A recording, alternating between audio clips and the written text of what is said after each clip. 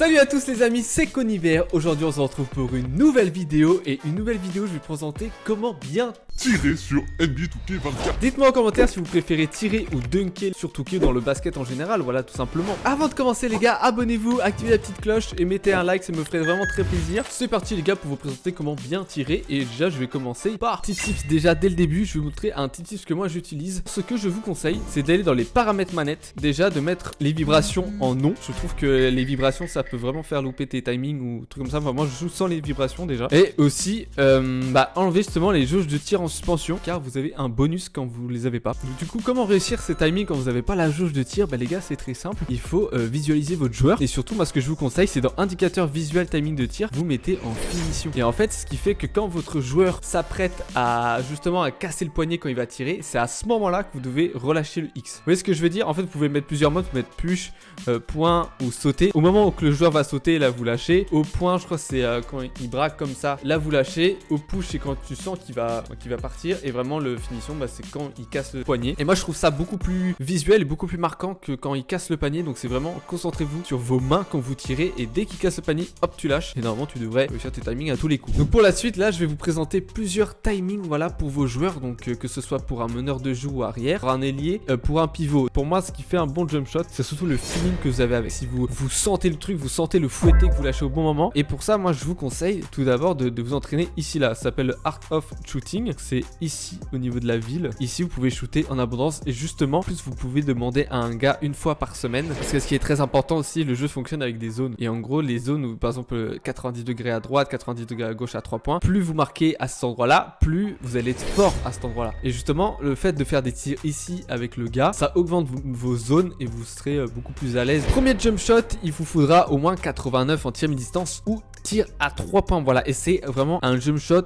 où c'est vraiment la rapidité qui pêche. Vous voyez, A+ en rapidité et A+ en immunité défensive qui est vraiment super cool. Et du coup la base c'est Cal Korver. Après vous mettez en main Kobe Bryant. Kobe Bryant va vraiment revenir presque dans tous les jump shots parce qu'il est complet partout. Voilà, tout simplement. Après c'est Tari Eason. Et vous mettez les mains à 74% pour Kobe et Tari Eason 26% et à fond la vitesse.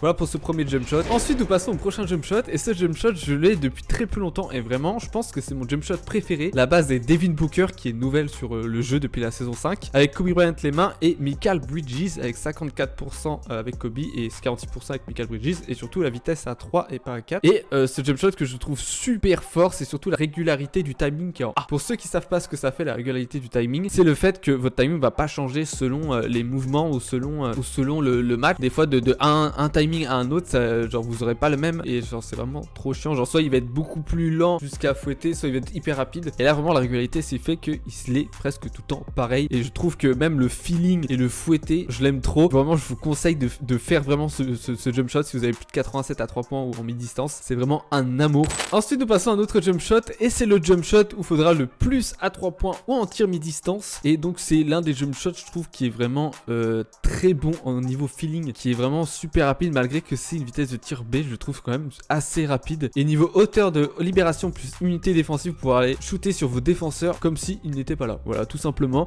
Donc pour ce B vous avez Tracy McGrady en base, Kobe Bryant encore et 2 fois Kobe Bryant, voilà tout simplement, et vitesse de tir à 4. Voilà. Maintenant on passe aux ailiers, voilà tout simplement. Et là j'ai un ailier qui a plus du mi-distance, qui a pas 3 points mais qui a du mi-distance, qui a 85. Et du coup je vous propose justement un jump shot d'ailier, voilà, pour 85 en tir mi-distance ou tir à 3 points. Et où la base c'est Bogdanovic, Kobe Bryant encore une fois et KCP pour dernière main. Et vitesse à fond, 74% de Kobe et 26% de KCP. Mais en soi quand je tire avec ce build ou d'autres je suis souvent tout seul et vraiment c'est vraiment très correct. Nous passons au prochain jump shot des ailiers, voilà, et nous avons comme jump shot Zach LaVine en bas du corps, Oscar Robertson et Saddiq Bey. Voilà, premier jump shot sans Kobe Bryant, c'est ouf.